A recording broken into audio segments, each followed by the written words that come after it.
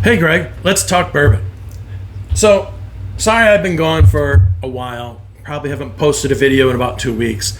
I went down to Georgia to go deer hunting.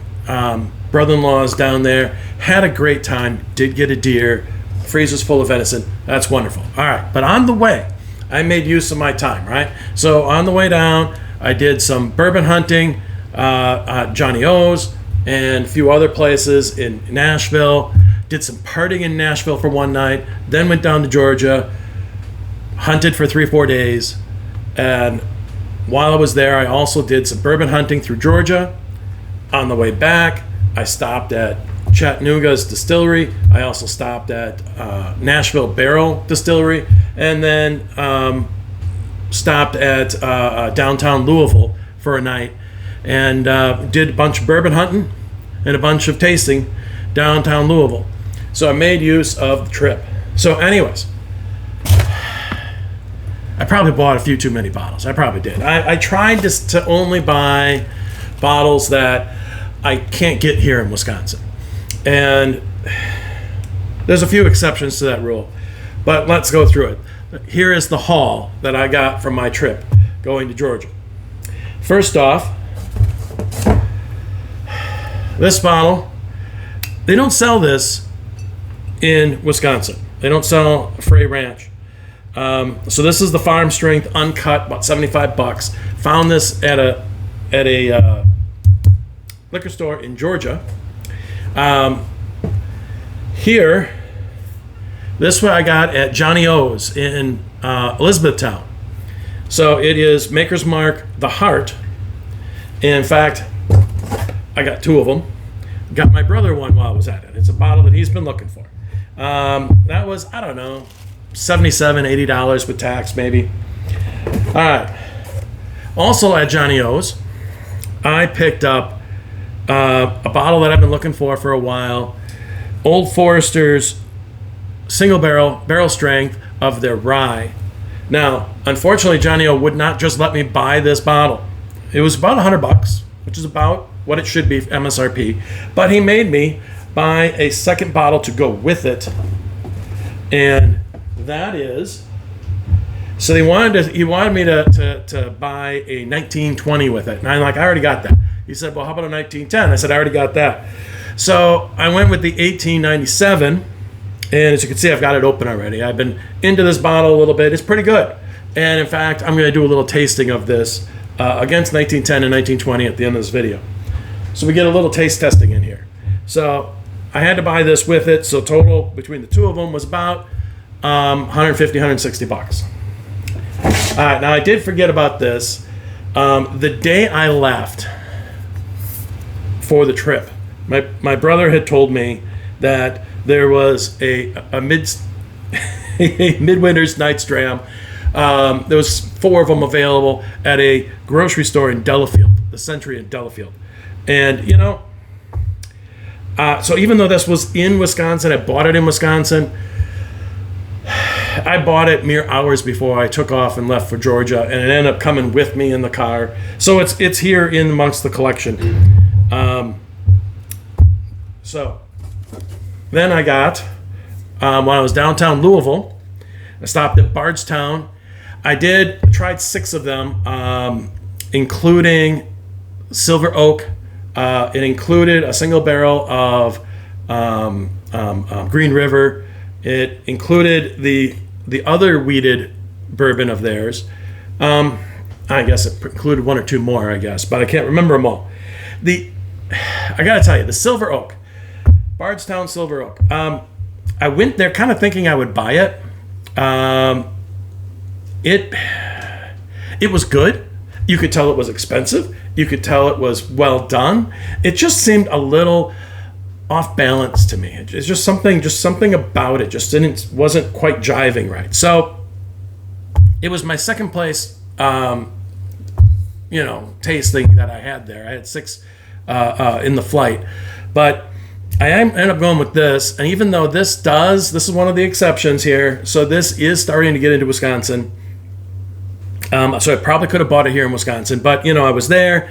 It was on the shelf. It was at MSRP, so I just picked it up. So that's the double wheat version of Bardstown. All right. This was another bottle that I found at in Georgia.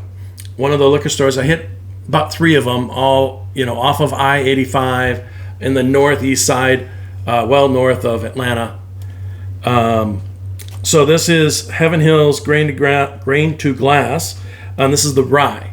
Now, interesting little story about this. My brother and I got a chance to hang out with TJ, Bruzel. And when we did so, we got to try a bunch of the stuff that he had just found on a haul of his. And he had this bottle and he had the bourbon version of this. And so I tried them both along with a bunch of other stuff. And I got to tell you, this was going to be my favorite bottle in all of the stuff that Bruzel had. He even had some Kentucky Owl and a bunch of stuff there. But I was really liking this bottle. I did end up finding one other bottle that is an antique, sort of an antique bottle, a bottle you can't get that anymore, that I did like better. So this was my second favorite bottle there. Anyways, I would have bought the bourbon version of this had I seen it, but it wasn't there. But I got the better one. I got the rye. All right, on we go. Blue Note. All right, my brother liked Blue Note. He's got the regular version of this.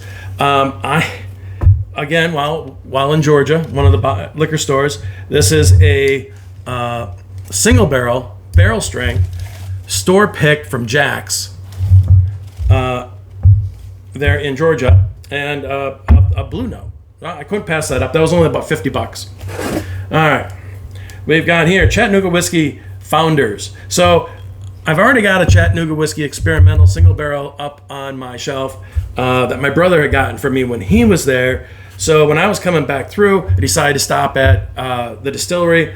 Had a great time, had a flight of 4, enjoyed them all. There was nothing I tried at Chattanooga that I didn't like, right? I liked everything there.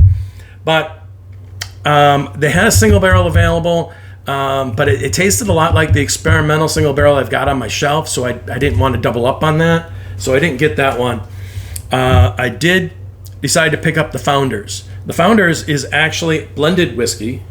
It is 3 of their mash bills, including the rye, is in here. So I believe that this is the high rye, the regular bourbon or Tennessee whiskey, and their rye all mixed together. Sometimes blended whiskeys don't really work very well. This one does. This is really tasty. And I think it was like about $60. All right. And then, of course, one of my favorite places downtown Louisville is Peerless. And I figured when I went down there, I would get like maybe 1 bottle. And the one I was kind of interested in going in there was their Toasted, because I don't have that. On my shelf, I've already got a single barrel of bourbon, and I've got a single barrel of rye. Both very tasty. The bourbon in particular is like one of my absolute favorites. Now this Toasted, however, this is not a single barrel. This is just the regular Toasted, but this actually won an award for worldwide best bourbon. I forget which one. There's so many organizations that give out awards. So, but nonetheless, it won an award, international award. And it is absolutely fantastic. This is really, really good. If you get a chance to pick up a bottle of Peerless Toasted, do so. But you know what? I couldn't help myself. There was another bottle there that was so good. Just so good. And that was not the regular double oaked. This is a single barrel of the double oaked bourbon. And I gotta tell you, I've had the regular double oaked, and I found it to be a little bit too oaky, right? It just seemed a little overwhelming, and I didn't like it as much, and that's why I don't own a bottle of that. But this one, and it's got the patch, double oak patch on the side for being a single barrel double oak. This one is not overly oaky. In fact, it is chocolate and it is cherries. It is chocolate covered cherries is what it is. It is absolutely fantastic. This single barrel was going to run out probably within a day. So it was buy it now or forever hold your peace, right? Because that's what they do at Peerless. They do a single barrel. It lasts for a few days, and then they bottle up another one, and it's a whole completely different single barrel, and they've got like, I don't know, 50, 60 of them, and these patches that are on the side that are for the different single barrels. I don't know, there's like 50 or 60 of these. I don't know. All I know is this one here was absolutely fantastic. These both were probably around, I don't know, what it was, 110 a piece. So, anyways, here's the collection of everything that I came away with. It's more bottles than I meant to actually buy. But that's how it went, I guess. And so 1, 2, 3, 4, 5, 6, 7, 8, 9, 10, 11, and one for my brother. There you go. Now, to finish this out, I am going to do here I got a little taste test of it. Wow, so many damn bottles. Oh, one other thing about all these bottles, I'm not going to open them all up right away. You will find in my videos here that I'm going to open them up like one at a time, maybe do a review of it, kind of introduce it to the collection, and then you'll start seeing it in blinds. And I'll just open up one here, one there. I'm not gonna have them all opened up, all at once. All right, I got 3 glasses here. They're already all mixed up, and I'm gonna compare the 1897 to the 1910, and the 1920. Now, all right, so this is, I happen to grab glasses 1, 4, and 5. This is 1, this is 5, this is 4. I know, not very well organized today. That's the numbers that are on the stickers at the bottom of the glasses. They look like they're pretty much all the same color. They all have that Old Forester smell to them. So let's dive in, shall we?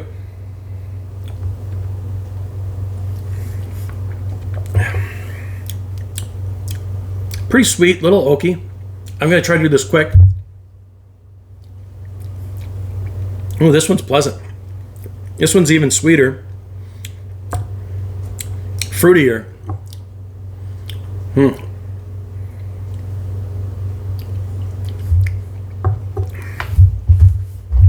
All right. Boy.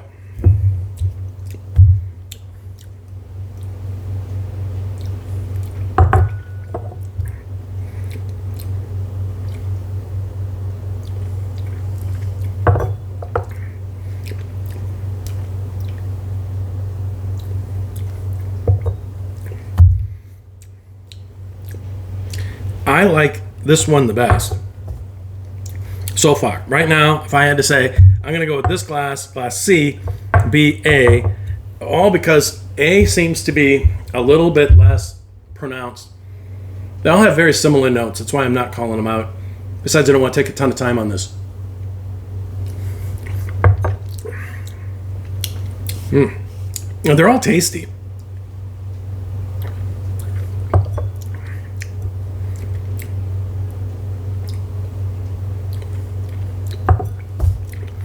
All right, I'm going to go with what I just called out, CBA. They're all very similar, like I said. All right. That's exactly what I thought. I picked this glass, letter C, because it was the strongest one, stood out more, had some oakiness to it. Still really liked it, and it was 1920. All right, I liked B next.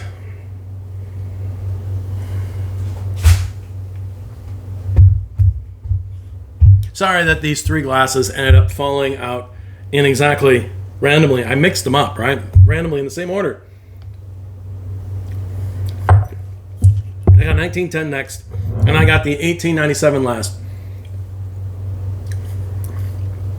1897 is really nice, really pleasant, but it's not. It's not as strong. It doesn't. Its flavors just don't hold up to these other 2, which are just have more oomph to them. So there you go. Here's the haul that I got from my trip down to Georgia and back, and then little taste test on Old Foresters here. So there we go. Hope you enjoyed it.